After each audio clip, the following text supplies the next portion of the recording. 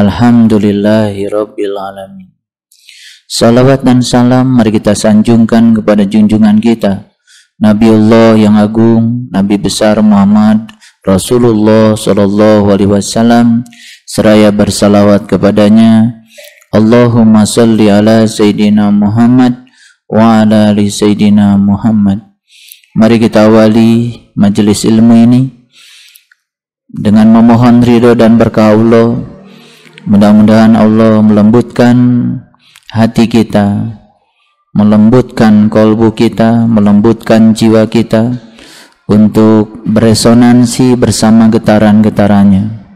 Kita sapa asma Allah dengan kelembutan dan cinta seraya membaca basmalah.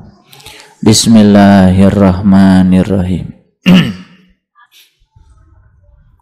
Ada sebuah pertanyaan yang muncul di dalam tafakur saya. Pertanyaan ini muncul berkali-kali karena pertanyaan ini juga bukan untuk orang lain, pasti untuk saya sendiri. Pertanyaannya sederhana sekali, mengapa kita manusia itu setiap hari itu menghabiskan seluruh energinya dan waktunya untuk mengejar sesuatu yang sesungguhnya itu tidak perlu dikejar. Proses mengejar ini ternyata penyebab dasarnya itu karena manusia masih diselimuti oleh perasaan takut dan khawatir. Rasa takut dan khawatir inilah yang menggerakkan manusia untuk selalu mengejar sesuatu yang dia inginkannya. Selama kita masih mengejar, berarti kita itu masih dihantui oleh perasaan takut bahwa segala sesuatu itu takut berakhir. Kita mengejar supaya selekasnya sembuh, sebab takut kalau tidak sembuh kemudian akan berujung pada kematian. Padahal kematian itu bagi orang yang tahu ya tidak ada bedanya dengan kelahiran. Ada satu hal yang harus kita renungkan, kita fikirkan. Kalau kita membaca Asmaul Husna, Allah itu kan huwal awwalu wal akhiru. Allah itu yang awal sekaligus juga yang akhir. Nah, kata awal dan kata akhir ini kan sering dipahami sebagai dua titik yang berbeda. Kalau awal dan akhir ini dua titik yang berbeda, berarti titik awal dan titik akhir berbeda. Kalau titik awal dan titik akhir berbeda, itu sebabnya Allah itu berarti menjadi ada awalnya, berarti Allah juga menjadi ada akhirnya. Setelah saya renungi secara mendalam, ternyata huwal awalu wal akhiri itu justru menyatakan bahwa Allah itu ya tidak berawal, tidak berakhir. Karena awal dan akhir itu juga. Kalau awal dan akhir itu juga, berarti tidak ada awal, tidak ada akhir. Jadi sama seperti kita membuat lingkaran. Kita mengawali dari satu titik, setelah kita menyelesaikan lingkaran sempurna dengan mempertahankan jari-jari, toh akhirnya kembali di titik yang sama. Akhirnya titik awal dan titik akhir sudah tidak kelihatan lagi. Yang kita lihat itu adalah lingkaran sempurna. Berarti kan sebetulnya tidak ada awal, tidak ada akhir. Nah, ini harus dipahami. Sebetulnya ketika kita menyatakan ada awal, ada akhir, dan awal dan akhir itu berbeda, kita tidak akan pernah damai selamanya. Dan itu yang menyebabkan kita akan selalu merasa takut. Karena kita selalu ya dikonsepsikan ada awal, pasti ada akhir. Awalnya kita, misalkan kita mengawali menjadi orang yang berada. Kemudian kita berpikir ada akhirnya, ya kan? Maka kita akan takut kehilangan yang sudah ada. lalu kita coba pertahankan dengan cara mengejar sekuat tenaga agar kita tetap ada, karena kita masih dikonsepsikan pada pikiran ada awal, ada akhir. Jadi kalau kita sekarang sehat, kita sebut saja kita mengawali hidup dengan sehat, ya kan?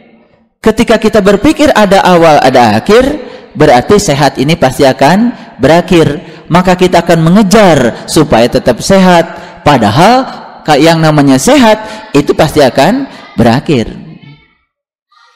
Nah, jadi konsepsi dunia ini mempengaruhi tentang konsepsi ketuhanan. Harusnya konsepsi ketuhanan mempengaruhi konsepsi dunia. Nah, ini yang terbalik selama ini. Makanya Tuhan diatur oleh kemauan dunia kita, bukan kemauan dunia kita yang diatur oleh Tuhan. Nah, saya ingin berbicara tentang huwal awalu wal akhiru. Dia yang awal, dia yang akhir. Kalau dia yang awal, dia yang akhir, berarti sebetulnya dia itu malah justru tidak berawal dan tidak berakhir. Karena awalnya dari dia, ujungnya juga kepada dia, gitu. Sekarang sebelum saya lanjutkan, saya mau mengambil sebuah ilustrasi yang sederhana. Ketika manusia memandang laut, hanya memandang gelombang laut, dia akan melihat gelombang itu ada puncak, ada lembah, betul? Dan dia akan memandang puncak dan lembah sesuatu yang berbeda. Padahal puncak air, lembah juga air. Tapi ketika dia memandang lebih dalam lagi, sebetulnya gelombang itu ada karena ada air. Sebetulnya gelombang ya air itu sendiri, gitu. Makanya ketika kita mencoba memisahkan konsepsi gelombang dan konsepsi air, padahal gelombang ada itu karena air, tidak dikembalikan pada air yang awalnya, maka manusia akan melihat gelombang saja. Ada puncak, ada dasar, ya kan? Ada gelombang, ada tidak ada gelombang, ya kan? Ada tsunami, ada tidak ada tsunami, kan seperti itu. Padahal sesungguhnya ketika dia kembalikan pada konsepsi awalnya bahwa gelombang ada karena ada air. Jadi kan secara fisika gelombang itu akibat ada suatu getaran, ya. Getaran itu merambat melewati medium. Itu yang disebut dengan gelombang mekanik.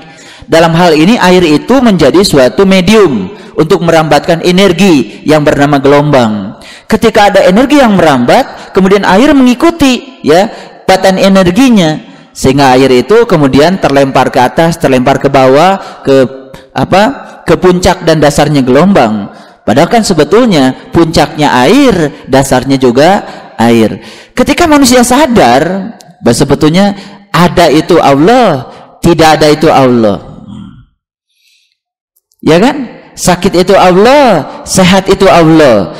Dalam pengertian bukan Allah memberikan kita sakit, tapi kesadaran bahwa sesungguhnya apapun yang terjadi itu di belakangnya adalah Allah, maka manusia tidak menjadi khawatir lagi.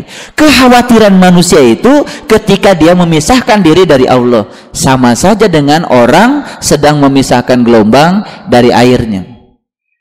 Ketika kita melihat, ya, gelombang saja tanpa melihat air, kita akan selalu diombang-ambingkan melihat puncak ke puncak.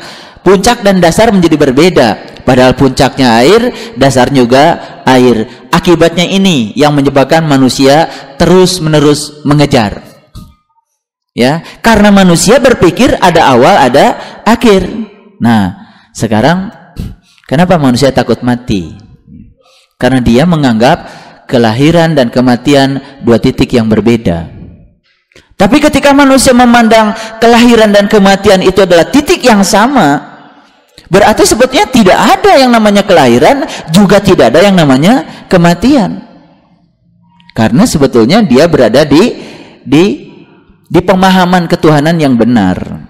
Nah, oleh karena itu hari ini saya ingin mengajak kita untuk menyelam agak dalam, tapi sebelumnya saya ingin mengajak semuanya untuk melihat Quran surat Yunus ayat 14. Quran surat Yunus ayat 14. Yunus itu surat yang ke-10. Ya, oke.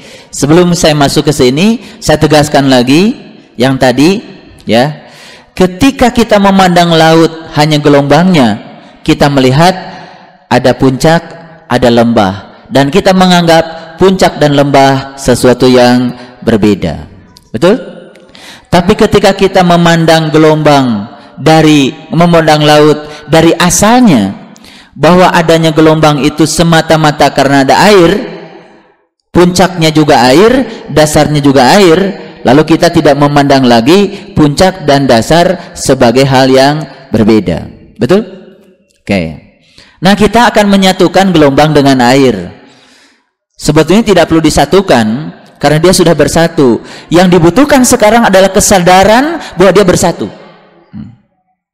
Jadi kalau kita ini sebagai manusia adalah gelombangnya dan Allah itu airnya, jangan coba-coba memisahkan gelombang dari airnya. Karena ketika kita membicarakan gelombangnya saja, tidak dengan airnya, menjadi sesuatu yang berbeda. Manusia menganggap dirinya dengan Tuhan itu sesuatu yang berbeda karena dia sedang memisahkan gelombang dengan air. Nah, sekarang kita akan menyatukan kembali gelombang dengan air menjadi satu. Karena sebetulnya memang tidak bisa dipisahkan, cuma kita sendiri, pikiran kita sendiri yang memisahkan itu. Sehingga manusia itu merasa dirinya jauh dari Allah. Sehingga manusia itu merasa semua yang dia katakan tidak didengar oleh Allah. Manusia merasa bahwa doa-doanya tidak dikabul oleh Allah. Perasaan-perasaan seperti itu kalau masih ada pada diri kita, itu artinya gelombang dengan air masih berpisah. Nah, kita akan satukan kembali, ya, supaya kita tidak terus-menerus mengalami penderitaan dalam kehidupan ini. Baik, kita baca dulu ayat yang ke-14. Ya. A'udzubillahi minasyaitonirrajim. Bismillahirrahmanirrahim. Tsumma ja'alnakum khalaifa fil ardi mim ba'dihim linanzura kaifa ta'malun. Kemudian kami jadikan kamu, ya, khalifah, ya, pengganti-pengganti di muka bumi sesudah mereka, supaya kami memperhatikan bagaimana kamu berbuat.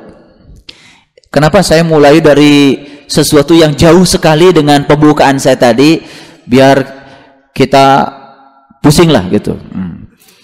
Tapi nanti akan disatukan.